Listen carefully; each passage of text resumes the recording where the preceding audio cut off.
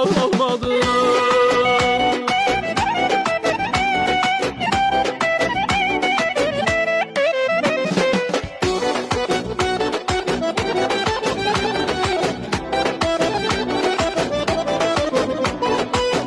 Səni bir nəğmə kimi çəkirəm mən qələmə, mənə can bağışlayır yazanda hər kələmə. Sözümün şahəsəri olub sənin gülüşün, məni divanə edib xumar xumar baxışın, xumar xumar baxışın. Bilməlisən, bilməlisən